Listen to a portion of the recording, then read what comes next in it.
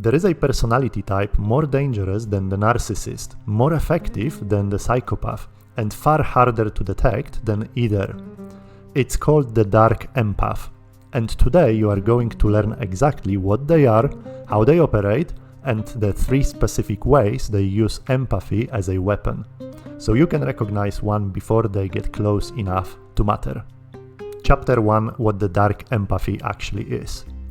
Most people think empathy is safe, that if someone truly understands your feelings, they must care about you. That's the assumption the dark empath depends on. Here is what the research actually found.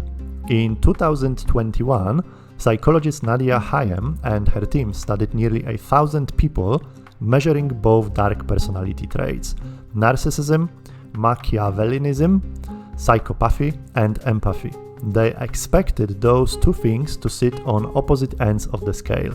They don't.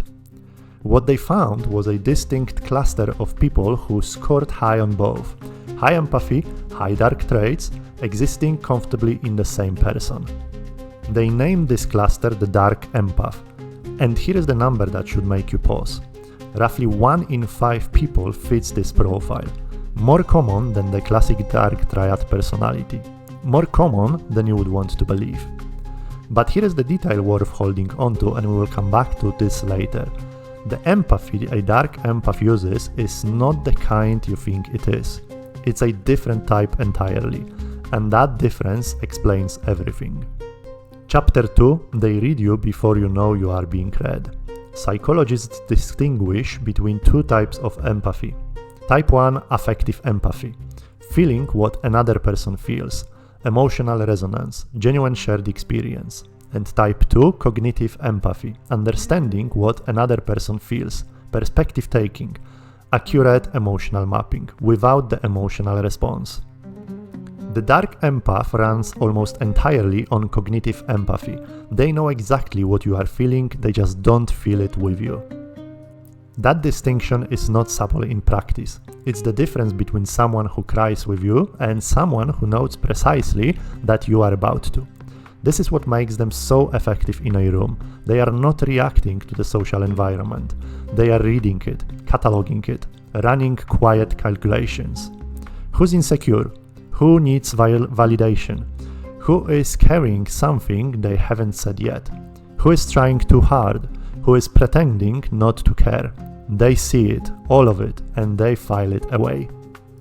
If you have ever felt like someone understands you more deeply and more quickly than everyone ever had, and later realized something was wrong, that mechanism is usually why.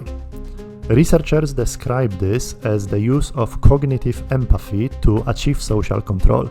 It's not warmth, it's intelligence applied to human vulnerability. If this is landing, take a second, like and subscribe. This channel exists to show you the patterns most people never learn to see. Now back to the dark empath. Chapter 3: The 3 ways they use it against you. The dark empath doesn't manipulate the way a blunt narcissist does. No obvious aggression, no sudden coldness. They manipulate through precision. Way number 1: mirroring. They reflect your values, your language, your rhythm back at you. And because they actually understand what those things mean to you, it is convincing. This isn't shallow mimicry. It's calibrated. You feel seen because you are being seen, just not the way you hoped. Way number 2: preemptive validation. They offer understanding before you have even finished speaking. They finish your thoughts, they name your feelings before you do.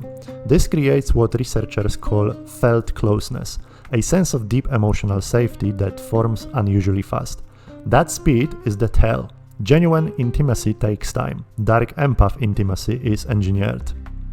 Way number 3: precision leverage. Here is the part that connects back to the detail from earlier. The dark empath remembers. Everything you have offered in a vulnerable moment becomes data. Your fears, your shame, your relationships, your history. Not all of this gets used. Most of it just sits, but when they need it, if you pull back, question them, or become inconvenient, it is available. Not wielded like a weapon, placed, quietly, just close enough to be felt. This is what makes the dark empath more dangerous than a typical dark triad personality. The narcissist leaves obvious marks. The dark empath leaves you wondering if you imagined it. The psychological mechanism underlying all three of these patterns is something researchers call strategic emotional disclosure management. The dark empath does not hide their empathy, they display it. They use it to earn access and then they use the access. What does protection look like? You cannot outlogic them in the moment. That's their ground. What you can do is watch their pace. Depth of connection that arrives too fast is not a sign you have found someone special. It's a signal worth slowing down for. Watch for asymmetry. They know a great deal about you. You know very little about them. That imbalance is structural, not accidental. And trust the gap between when someone understands and how they act. Understanding without care has a particular texture to it. You usually sense it before you can name it. Learn to name it. The dark empath is the personality type that makes you question your own perception, because they never gave you an obvious reason to doubt them.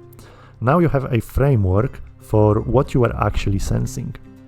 If this is the kind of psychology you want to understand more deeply, our episode on how gaslighting actually works step by step is the natural next watch. Same mechanism, different execution. And if you have encountered someone like this, the person who seemed to know you completely and then used it, leave it in the comments. You are probably not the only one. This is Umbra Minds. See what others are not meant to see, and I'll see you in the next video.